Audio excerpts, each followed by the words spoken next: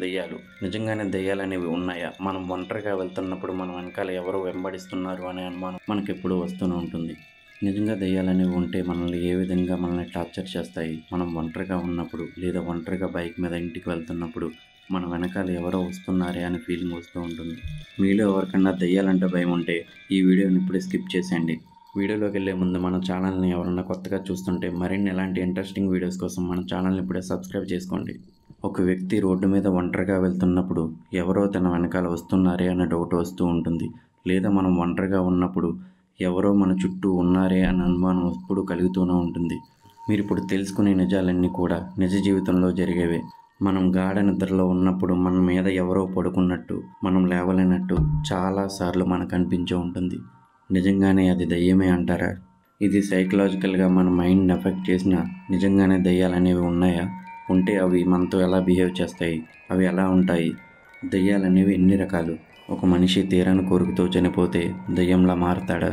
ఎవరి మీదైనా కోపం ఉంటే అతనిపై పగ తీర్చుకుంటాడా? ఇలాంటి రకరకాల ప్రశ్నలు మనలో ఉన్నాయి. అది కూడా దయ్యాలు రాత్రిపూటే తిరుగుతాయి, కనిపిస్తాయి. ఇవన్నీ సాధారణంగా చాలా మందికి వచ్చే సందేహాలు. అయితే దయ్యాలు ఎన్ని రకాలు? వాటి లక్షణాలేంటి? గరుడ పురాణం దయ్యాల గురించి ఏం చెప్తుంది? ఇప్పుడు మనం తెలుసుకుందాం. మనుషులకి రోజు రోజుకి భక్తి పెరుగుతుంది. గుడికి వెళ్తారు, దర్శనం చేసుకుంటారు, వస్తారు.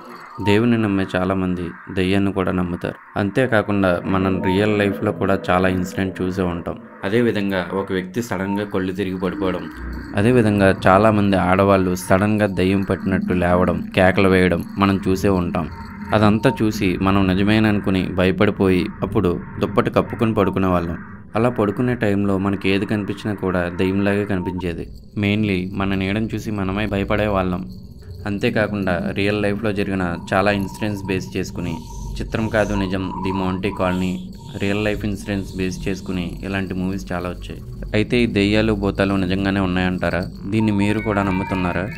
అయితే ఈ గరుడ పురాణం దెయ్యాలు భూతాల గురించి ఏం చెప్తుంది? అసలు ఈ గరుడ పురాణంలో ఎన్ని రకాల దెయ్యాలు భూతాలు ఉన్నాయి? ఒక వ్యక్తి కోరికలు తీరకుండానే చనిపోతే దెయ్యంగా మారిపోతాడా? అసలు మన హిందూ ధర్మంలో ఈ దెయ్యాలు భూతాల గురించి ఏం చెప్తున్నారో, మన పురాణాలు ఏం చెప్తున్నాయో ఇప్పుడు తెలుసుకుందాం. చాలామంది ఒక వ్యక్తి చనిపోతే ఆ వ్యక్తి యొక్క బాడీ నుంచి ఆత్మ వేరవుతుందని నమ్ముతారు. హిందువులైతే దెయ్యం, భూతం, గాలి సోకిందని అంటారు. అదే ముస్లిమ్స్ అయితే సైతాన్ అని అంటారు. అదే క్రిస్టియన్స్ అయితే స్పిరిట్ అని అంటారు. ఇలా వేరు చేయబడిన ఆత్మ గాలి తిరుగుతుందని, గాలి పట్టిందని, ఈ ఆత్మ మన చుట్టూనే తిరుగుతుందని చాలాసార్లు మనం వినే ఉంటాం. చాలాసార్లు మన చుట్టుపక్కల ఎవరో ఒకరు మాట్లాడుతూనే ఉంటారు. 18 రకాల ప్రేతాత్మలు ఉంటాయని గరుడ పురాణంలో చెప్పబడింది. చనిపోయిన మన పూర్వీకులు, వాళ్ళ తాతలు, తాత ముత్తాతలు ఇప్పటికీ చనిపోయి మన చుట్టూనే ఆత్మ రూపంలో తిరుగుతుందని ఈ రోజుకి కూడా నమ్ముతూనే ఉంటారు. గరుడ పురాణంలో చెప్పిన 18 ఆత్మల్లో 5 దెయ్యాలు చాలా ప్రమాదకరమైనవని, చాలా భయంకరమైనవని చెప్పబడింది. అందులో మొదటిది పిశాచులు. గరుడ పురాణంలో పిశాచులు అంటే మానవ రక్తాన్ని తాగే దెయ్యాలను పిశాచులు అంటారు. ఎవరైనా మనుషులు తమ కోరికలు తీరకుండా చనిపోతే వాళ్ళు చనిపోయిన తర్వాత పిశాచులుగా మారతారంట. ఇవి వాళ్ళు బతుకున్నప్పుడు ఎవరైతే వాళ్ళని ఇబ్బంది పెడతారో వాళ్ళని పట్టుకుని పీడించి, ఏడిపించి నాశనం చేస్తాయని చెబుతుంటారు.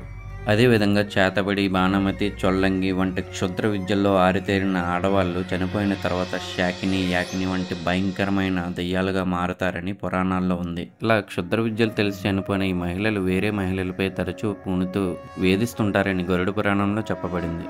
అంతేకాకుండా ఈ శాకిని, యక్షిని వంటి దెయ్యాలు భయంకరమైన రూపంలో కనిపిస్తూ ఇబ్బంది పెడుతూ ప్రాణాలు కూడా తీస్తుంటాయని అంటుంటారు.